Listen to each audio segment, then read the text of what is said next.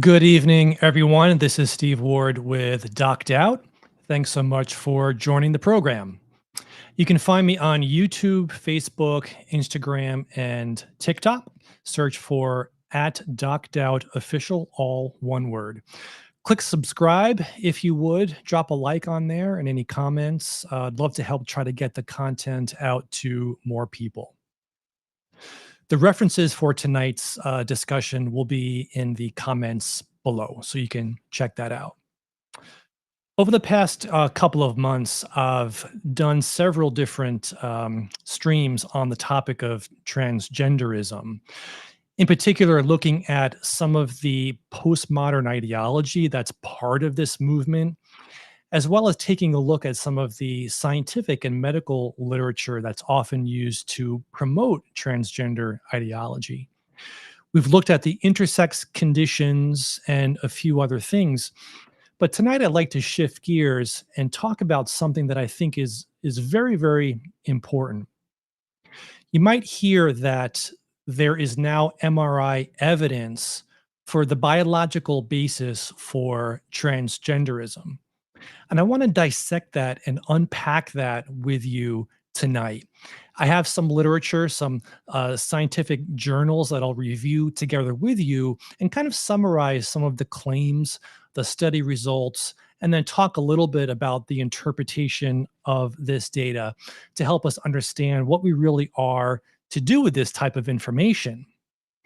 So, what I want to help us understand is that in the Christian worldview, we are mind, body, and spirit. And an MRI is essentially a snapshot, it's a picture or a window in time of what's happening in the neurobiology of the brain. So, is it possible that an MRI study can prove the biological basis for transgenderism or really for anything? That's really the open question that I want to help us get to the bottom of here tonight. Now, there are several claims and goals of transgender research scientists, such as in this article here an MRI brain scan can reveal if you are transgender, says a study. But when you get into some of this literature, I think what you would start to see is that there are certain goals or objectives of the researchers. So, for example, the goal is often to validate the feelings or the experience of the transgender individual. The ultimate goal is also to detect a transgender child at younger and younger ages in order to allow an opportunity to block puberty or to start hormone therapy under the assumption that this will improve that child's life experience and lead to better outcomes. There's also the thought that if we have MRI studies showing a biological basis for transgenderism, that will help destigmatize the trans community and will refute this claim that Christians and conservatives have that this is really an underlying mental health crisis. So, those are some of the claims. Here's another article: transsexual differences caught on brain scan, making a case for delaying puberty, and so forth. So, this type of approach can be problematic, and it's really important to understand how. We know that gender affirming care has risk. So, the risk of high dose testosterone therapy, for example, cardiovascular risk, hypertension, metabolic syndrome, stroke, and so forth. And we also know from some long term data that gender transition is not effective, does not improve long-term outcomes at all when we talk about psychiatric hospitalizations, all-cause mortality, rates of suicide, and so forth. That's a different conversation, and I went through some of that previously. So if you're able to check out some of those prior broadcasts for more information in that area. Another key element here to remember is that the desistance rates. So if you have an adolescent with gender dysphoria, if you allow them to grow and develop normally without instituting social transition or hormone therapy or surgery, way more than 90% of those individuals will grow out of that gender dysphoria if left alone. So having said that, we need to talk a little bit about the scientific method, what it is and what it is not. So the scientific method itself is really not the issue, it's the interpretation of data that can be biased. So the call here is to remain unbiased. So we are called to consider all possible explanations for a particular result or to interpret a data set in a variety of different ways, very broadly and objectively without bias. And in fact, Christians support the scientific method, and we're not afraid of science, to perform science, to look at any scientific study objectively and to discuss its conclusion. This is something that I think we should be excited about and able to do in a thoughtful way. All right, so let's shift gears a little bit. Let's ask the question, are male and female brains different? So in other words, is it even possible to have an MRI that shows differences in the brain between male and female? Well, the answer is yes, but it's complicated. Okay, so we can detect or we can sex the individual using a MRI scan in over 80% of cases. That's not all cases, but in the majority, at least according to several of the journal articles and research studies that I've looked at. But remember that neurobiologically, our neurons, the synapses, those connections between our brain cells are not linear and straight, one line going in one direction between different structures. The truth is really so much more complicated. It's more like what you see here on the right. There's this interplay, there's this interconnection, trillions of synapses between brain cells that are all playing a very, very critical role in our thought processes and developing our brain structure as we develop. So this is highly complex and variable. And remember too that an MRI cannot look molecularly at what is going on, and we're not able to see thoughts, right? We're looking at brain structure in terms of the gray matter and white matter to draw some conclusions. We can do that to a point. For example, in men, the subcortex, which is the emotional processing center, those on average tend to be a little bit more thin compared to women. And for women, the right hemisphere of the cerebral cortex is actually a little bit more thin than in men. This is the area of the brain responsible for the visual and spatial processing. So these things make sense. There's actual anatomy that is behind this. Men in general have lower limbic volumes. Those are the deep brain structures. Women will tend to have higher limbic brain volumes. This is where the emotional and memory processing is thought to take place. And this makes sense according to God's design, as women are designed to be more responsive emotionally to children and to teach emotional intelligence to their kids. So again, yes, we can sex individuals based on an MRI of the brain with some limitations, but in the variety of cases, typically, yes. We just need to be careful not to make too many broad assumptions or stereotypes. We can identify in most cases this idea that we have a binary gender role that is hardwired into the structure of our brains. Okay, we can also see structural differences on PET scans in a variety of different conditions. And this is showing us the differences in brain metabolic activity, for example, in a smoker versus a non-smoker, and an alcoholic versus a non-alcoholic, an obese individual versus a normal weight individual, and a cocaine addict versus a normal non-cocaine addict. So these are all things that you can light up, so to speak, on some of these imaging studies. And that's super important and super helpful. So it begs the question, well, what about the transgender brain? Can we do something similar with fMRI studies, um, and try to get some structural information that could be diagnostic? So here's a key concept, or this is really where we're going. The question is, do genetic factors determine the structure of your brain, which then influences your behavior? Or is the opposite true? Is it the thoughts, the experiences, your behavior, your thought patterns? Do those things change your brain structure in such a way that that becomes who you are and influences your future?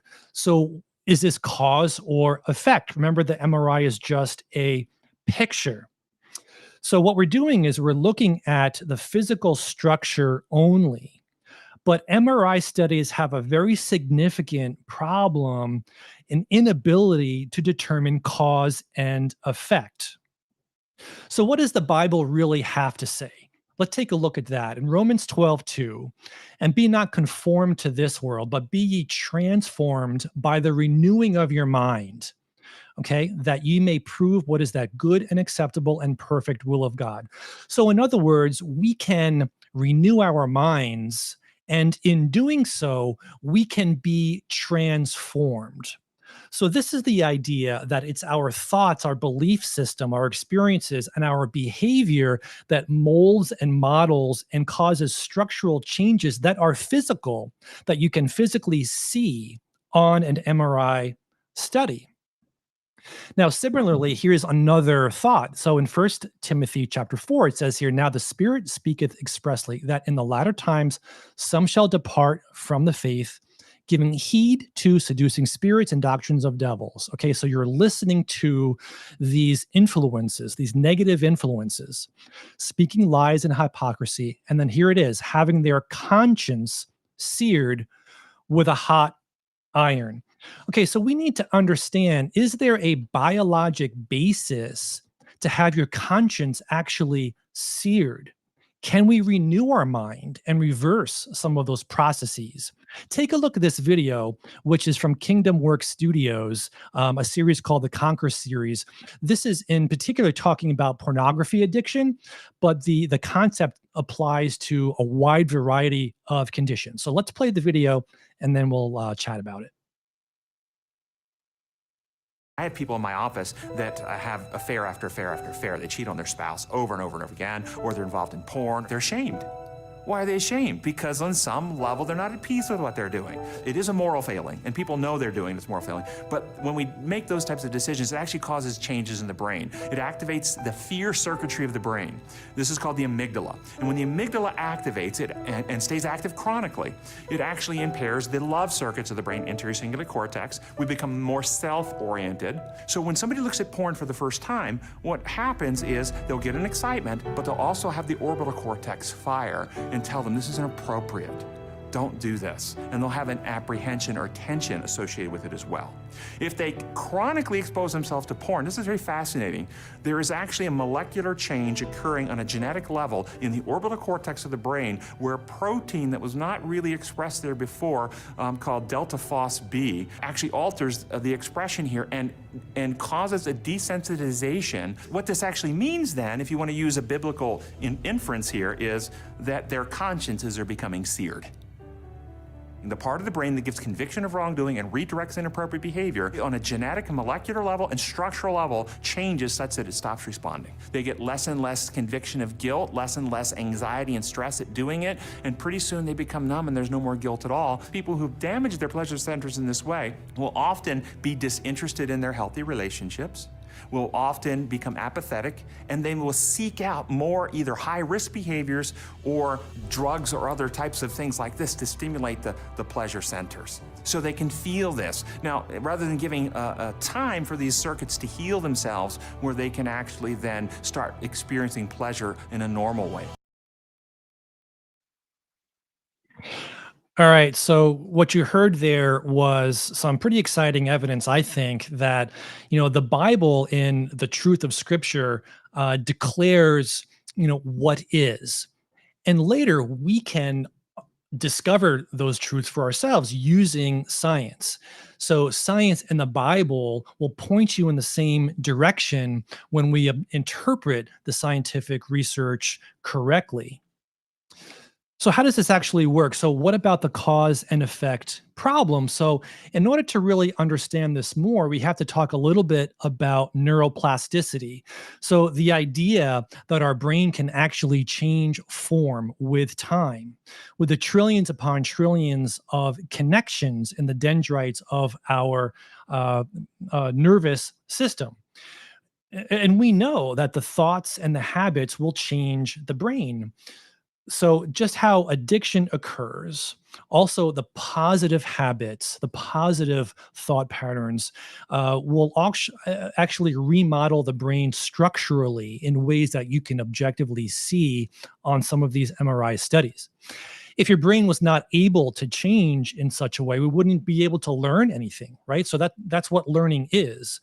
It's taking in information and creating structural connections that are real between the nerve connections, the synapses of our brains.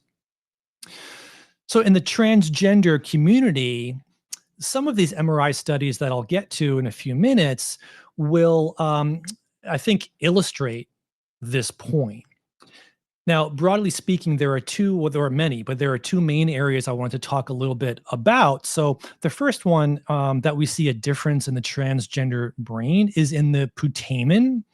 The putamen is one of the deeper structures of the brain that's responsible for the visual and spatial processing, sensory processing, and body perception.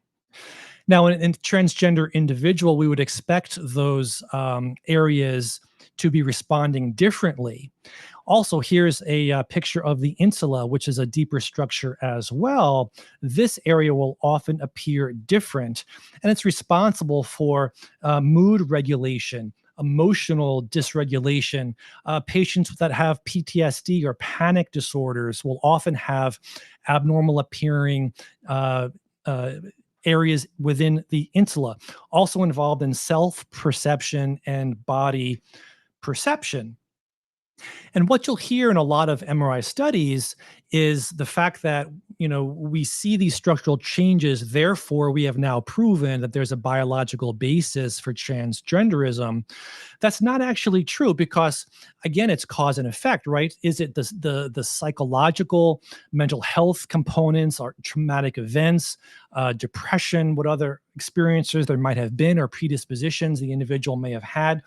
So a lot of these studies will ignore or at least downplay some of those other more social considerations.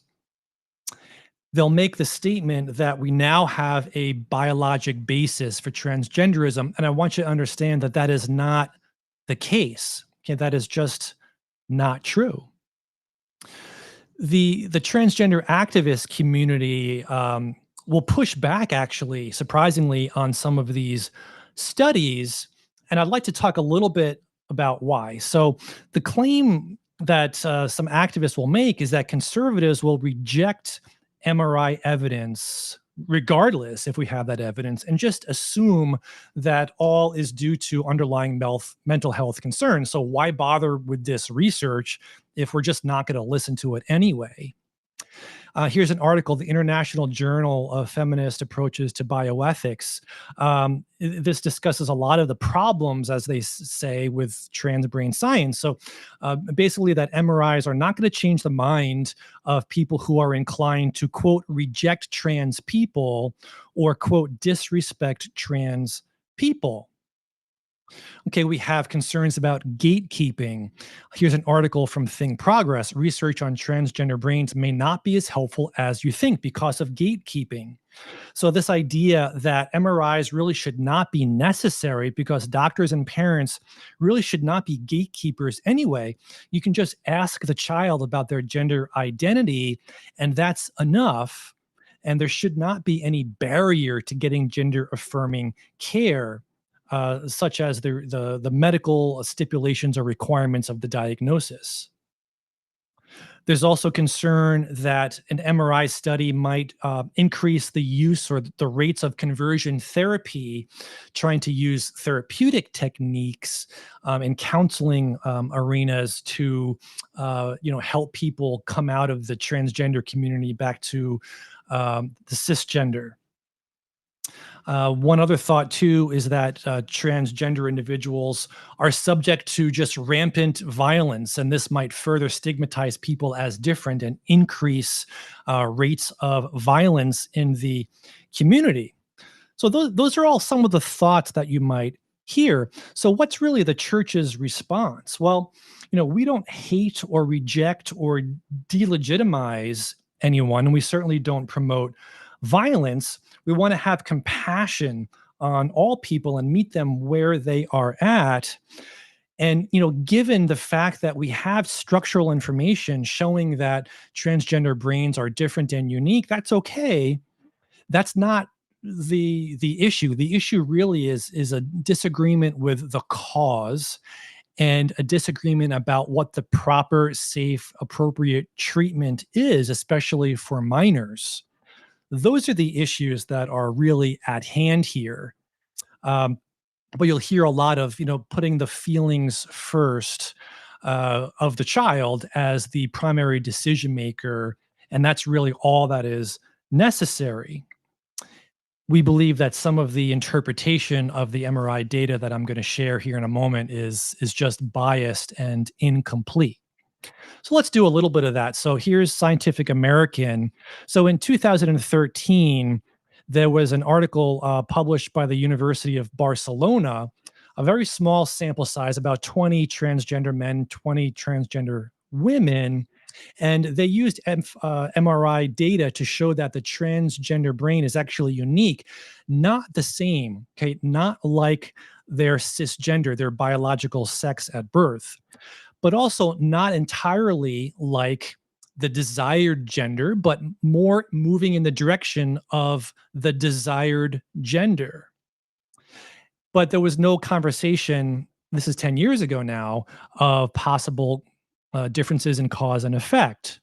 This research has been going on heavily really since that time, even a little bit before.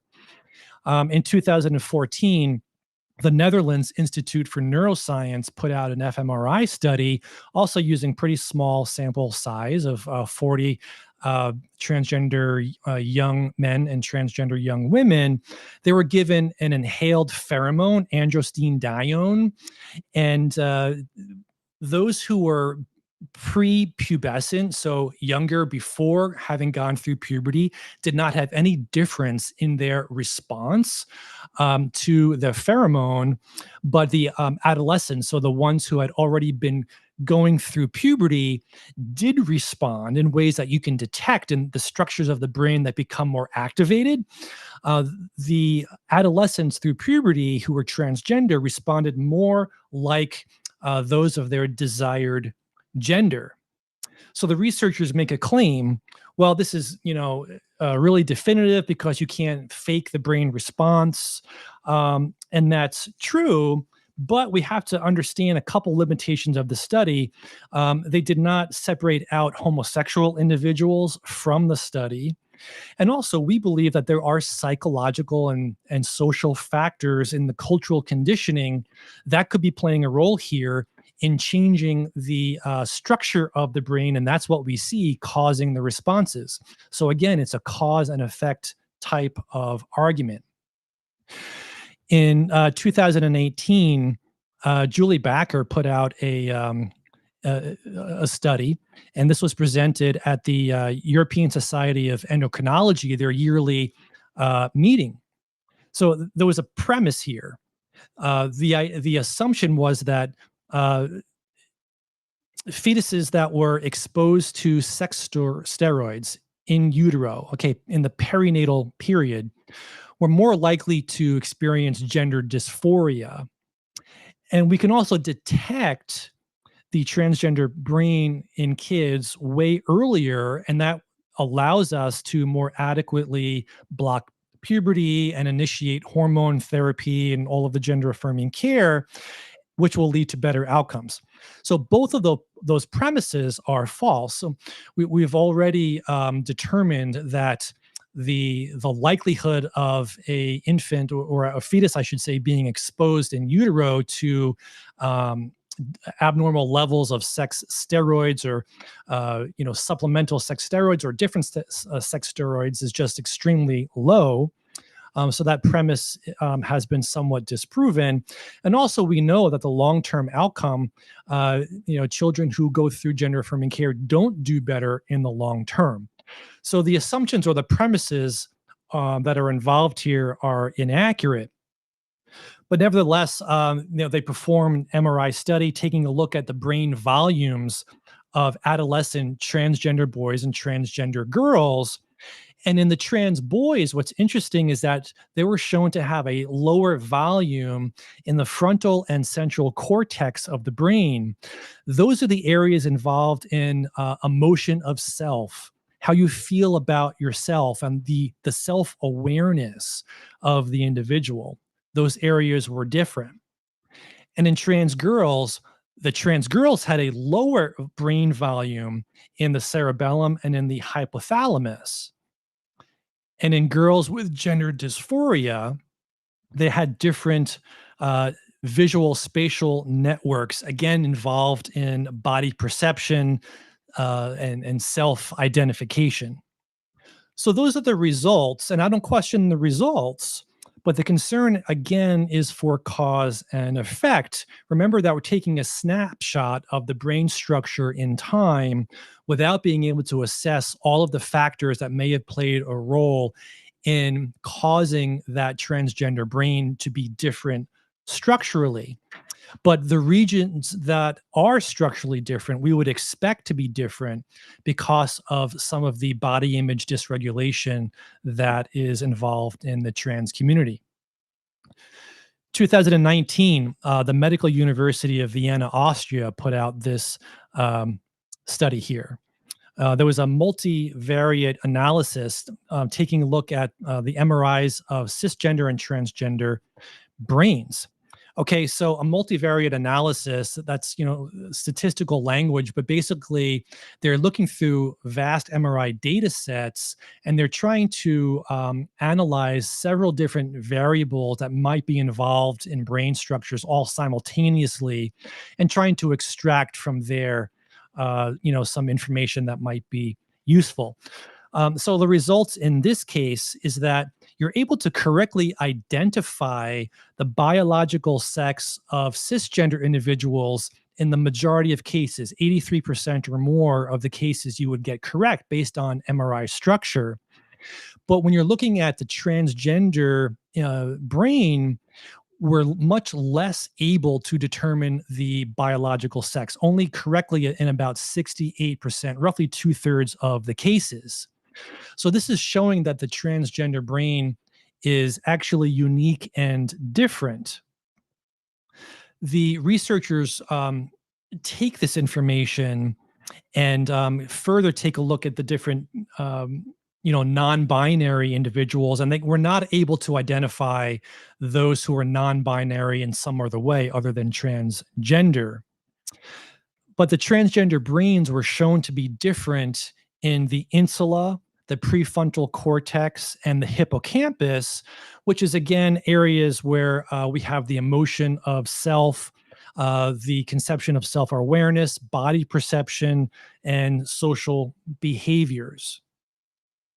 Um, one other thing that's interesting in this particular study is that we're less able to determine sex in the transgender brain when you control for depression. And if you give individuals hormone therapy at 4 weeks, 4 months, and so on, and then redo the analysis, the analysis is less accurate in the transgender brain for determining the biological sex. So, what can we really conclude? So, basically, I think this means that depression is playing a significant role in the sexual differentiation of the transgender brain. And then hormone therapy as well is also changing the brain structure in important ways that you can detect on MRI. Similar findings in 2020 showing that transgender brains are unique.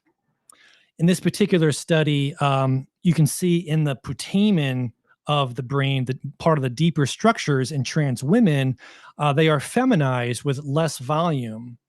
The same thing in the insula. And we also have some conversation by the authors here about autism. So you might remember that there's a correlation between autism and transgenderism. Now, typically, most autistic individuals are male. So there was a theory that maybe girls that have autism, if you looked at their brains on MRI, maybe they would have brain structure that is more closely resembling a male brain structure. So that's part of the premise and the theory here. But the claim or the goal is really to show biologic basis for transgenderism in order to destigmatize.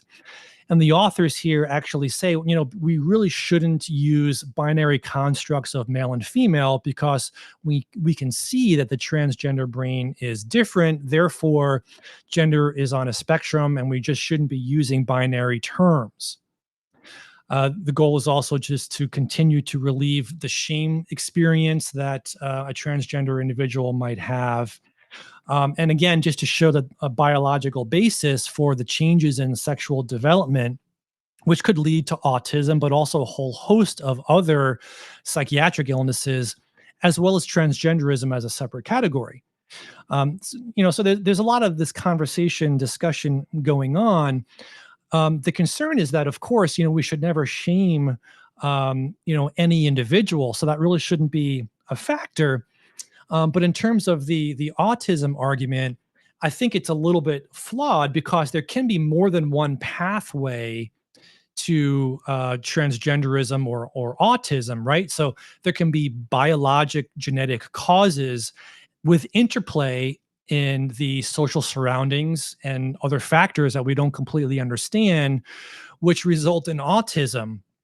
And perhaps autism resembles structurally the transgender brain in some similar ways, and there's a predisposition there. But remember that there can be an alternative pathway to these structural brain changes where some of the underlying mental health issues, the trauma and so forth, the dysregulation of body perception can also cause structural brain changes in an individual with gender dysphoria, where gender dysphoria is the result of those changes, not the cause. See how that kind of works there? So, this is all part of, I think, how we need to be a little bit more aware of how this literature is being used in the culture.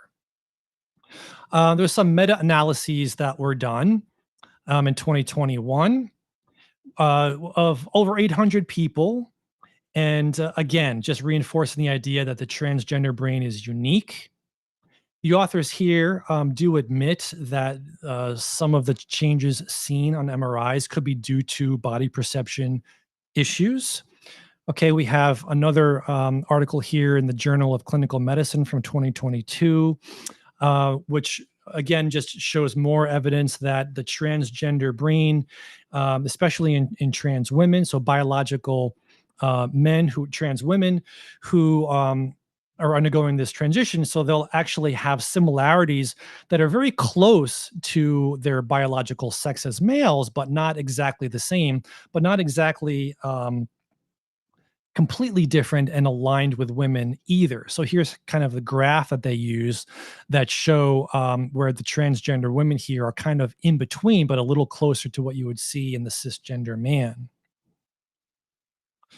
And we have an article here in JAMA, Gender Diversity and Brain Morphology Among Adolescents. So this is illustrating that you really can't distinguish gender identity using a cross-sectional study, which is a survey. And we know this because surveys are not powered to do so. And in this particular article, people were asked to self-report their gender identity with a couple of questions that were somewhat vague, like, do you wish to be treated or, seen as the opposite gender or to be the opposite gender? And that was scaled from 0, 1, and 2. And then based on that, you would determine to have non-binary gender, and then you would have the MRI analysis and so forth. But in this particular survey, there was no causality that could be formed, and they were not able to distinguish gender identity. So I think, in conclusion, what I want to try to just help illustrate that your brain is not the whole story. We are made in the image of God, mind, body, and spirit. And because of that, we have to understand that our mind is external to the brain, that not all things are explained by the physical only. The brain is responding to and is adapting to the decisions, the thoughts, the habits that we have. So, yes, we see structural differences and changes, but that's expected.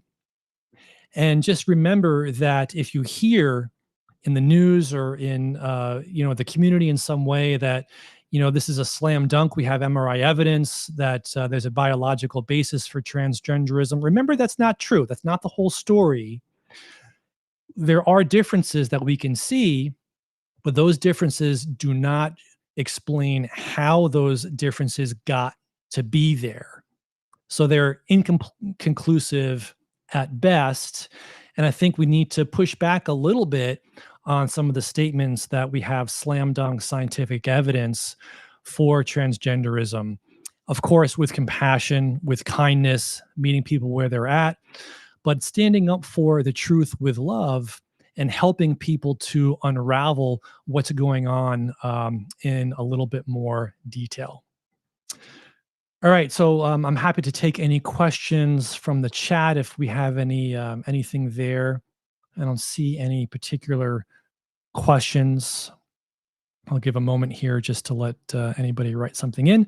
You're always welcome to email me, steve@dockedout.org, and I'm happy to write you back. Visit the YouTube channel, TikTok, Instagram, Facebook. Drop a like, click subscribe to help me get the content out to more people.